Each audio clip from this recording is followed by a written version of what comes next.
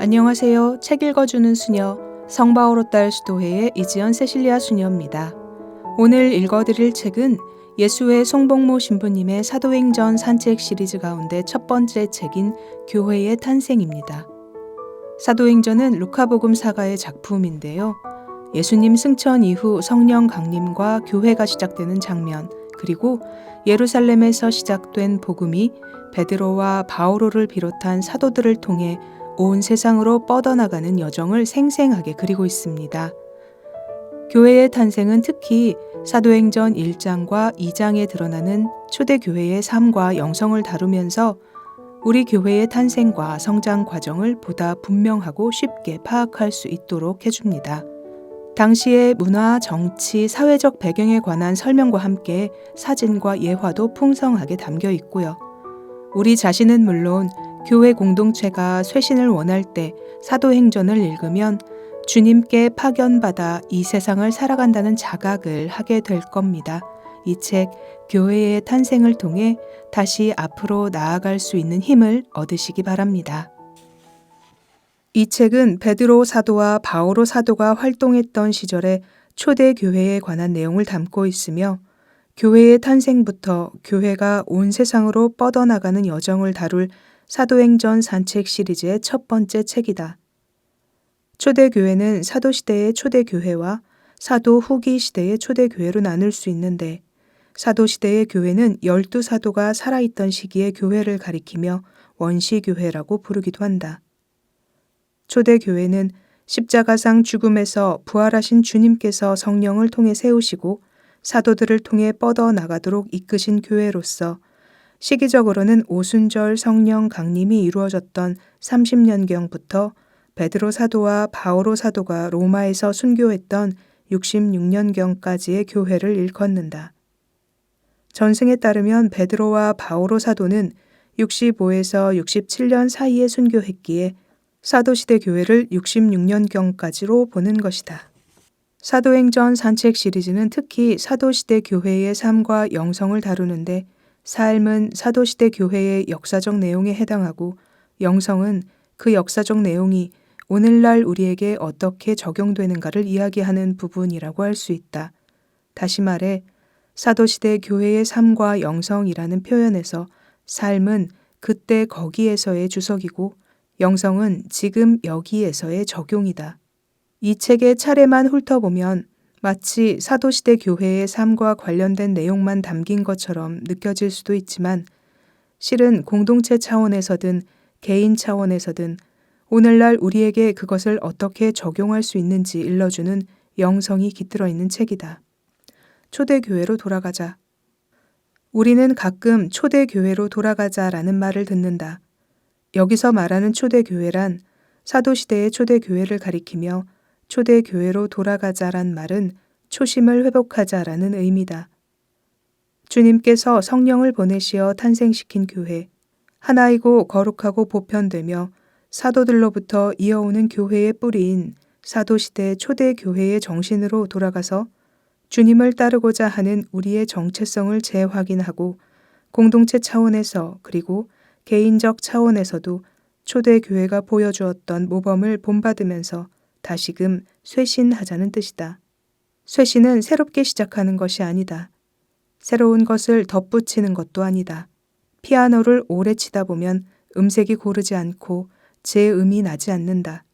그렇다고 피아노를 쪼개서 장작으로 쓰고 새 피아노를 사는 사람은 없다. 조율사를 부른다. 조율은 원래의 음을 찾아주는 것이다. 쇄신도 마찬가지다. 쇄신은 뿌리로 돌아가서 본래의 영성, 본래의 방향을 회복하는 것이다. 우리의 생각과 행동이 뿌리에 곧 근원에 가까이 간다는 것은 그만큼 우리의 생각과 행동이 본질에 충실해진다는 뜻이다. 물론 사도시대의 초대교회가 늘 훌륭하고 이상적인 모습만을 보여주었던 것은 아니다. 교회가 창립되어 확장하는 가운데 발생했던 갈등이나 대립 상황도 적지 않았다. 하나니아스와 사피라 부부가 사도들과 예루살렘 공동체의 신자들을 속이기도 하고 식량 배급과 관련된 차별로 팔레스티나 본토 출신의 신자들과 본토 출신이 아닌 신자들 사이에 갈등과 대립이 생기기도 한다. 초대교회는 그러한 상황에서도 사도들이 성령의 이끄심을 충실히 따르며 지혜롭게 문제를 해결했기에 오늘날의 교회의 좋은 본보기가 될 수 있다. 그 길을 걷는 자. 초대교회로 돌아가기 위해 우리가 먼저 알아야 할 것은 사도들과 신자들이 지니고 있던 그리스도인의 정체성이다. 정체성의 사전적 의미는 자신이 누구인가에 대한 스스로의 인식이다. 만약 어떤 사람이 내가 누구인지 나도 잘 모르겠다 라고 한다면 그 사람은 자기 정체성의 위기를 겪고 있거나 혼란을 겪고 있는 것이다. 한 사람의 정체성 안에는 그 사람이 갖고 있는 인생의 목적과 사명이 포함되어 있다. 자신이 누구인지, 누구를 섬기는 사람인지, 어떤 목적으로 살아가는지, 어떻게 살다 죽을 것인지에 대한 개인의 신념이 포함되어 있는 것이다. 그리스도인이라는 명칭은 사도시대 교회의 신자들이 스스로 붙인 이름이 아니라 교회 밖의 사람들이 신자들을 지칭할 때 사용했던 말이며 시간이 흐른 뒤 교회 안에서도 받아들이게 되었다. 당시 신자들은 자기들이 믿고 투신했던 신앙의 세계를 그 길 또는 주님의 길이라고 했고 자신들을 그 길을 걷는 자라고 묘사했다. 그리스도인의 정체성이 그 길을 걷는 자인 까닭은 바로 그리스도께서 나는 길이다.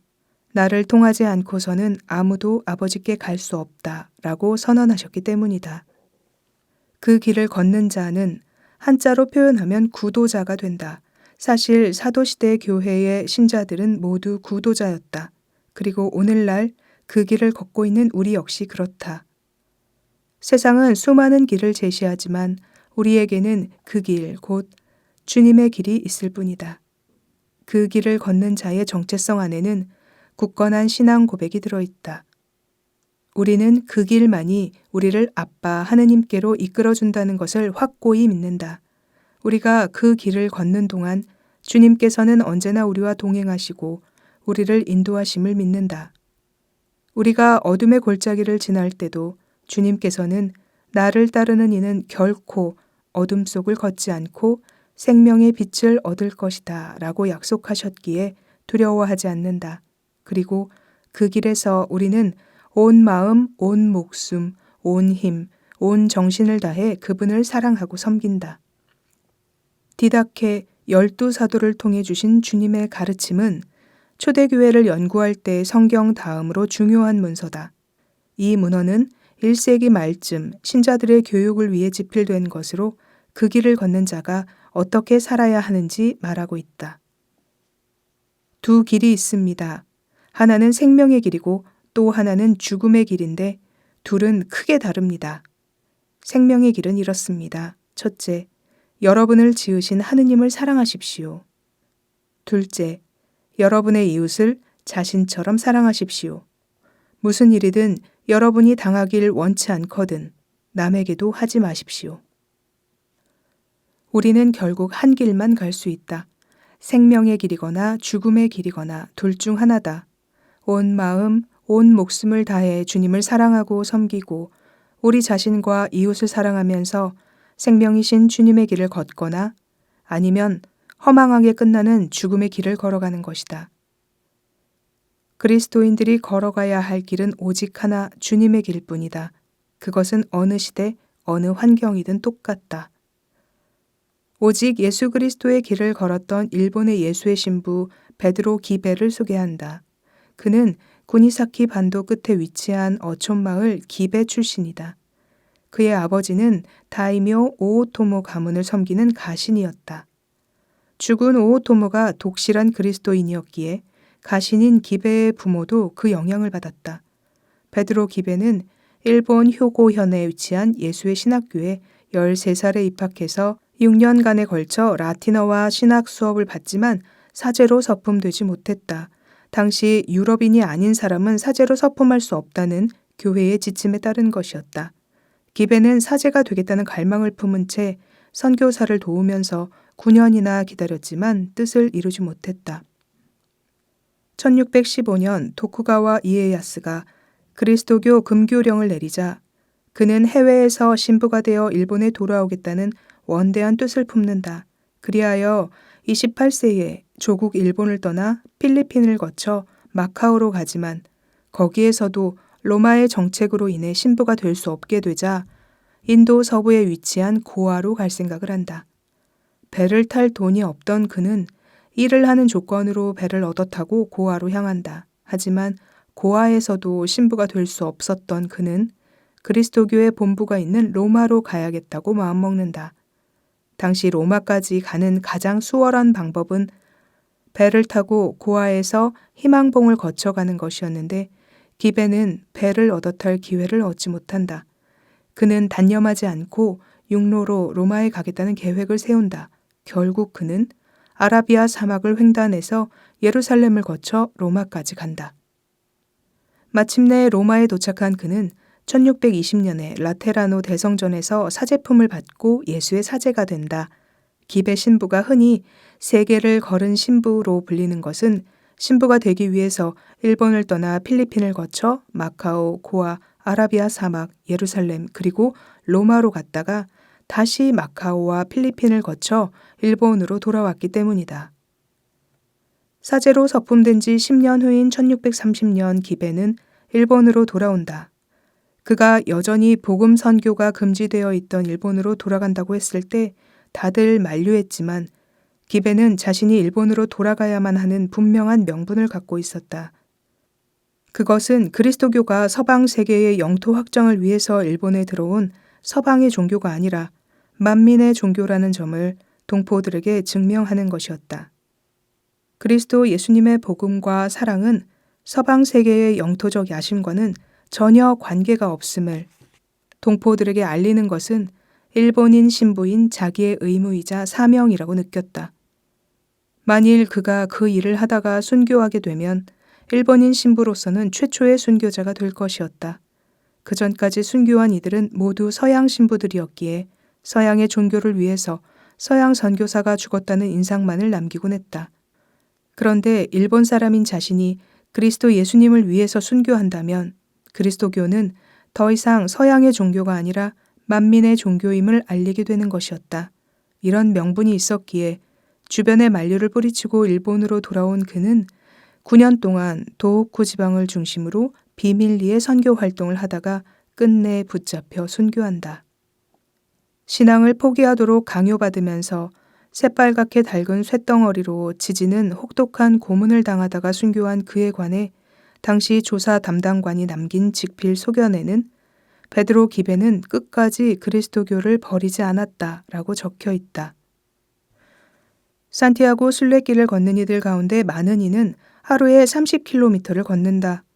이렇게 일주일을 걷고 나면 몸에 이상 신호가 오면서 조금씩 마음이 흔들리기 시작한다. 내가 지금 무슨 짓을 하고 있는지 회의가 드는 것이다. 산 좋고 물 좋고 말이 통하는 우리나라에서도 걸을 곳이 많은데 왜 비싼 돈 들이고 이렇게 사서 고생을 하는 것인지 이제라도 중단할까 하는 생각이 스멀스멀 올라온다. 이럴 때 끝까지 완주하려면 순례길로 나서게 한 동기가 무엇인지 되돌아보고 다시 마음을 추스려야 한다. 인생은 순례길이다. 그 순례길에 발을 들여놓게 한 동기는 우리의 정체성이다.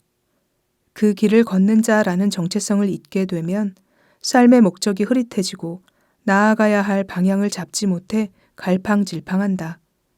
이럴 때 우리는 그 길을 걷는 자라는 정체성을 다시 일깨워야 한다. 기도나 성경 읽기 같은 영적 활동도 중요하지만 그 이전에 그 길을 걷는 자로서의 정체성을 자각하는 것이 중요하다. 헨리 나우에는 다음과 같이 말한다. 어려운 일이 닥쳤을 때 내가 주님께 파견받은 존재임을 자각하고 있으면 도망치지 않고 성실하게 견딜 수 있는 힘을 얻게 된다.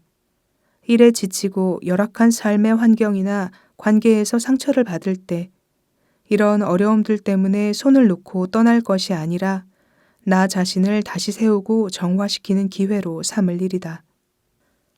나우에는 정체성이란 말을 명시적으로 사용하지 않고 내가 주님으로부터 파견받은 존재임을 자각하고 있으면 이라는 간접적인 표현을 사용한다.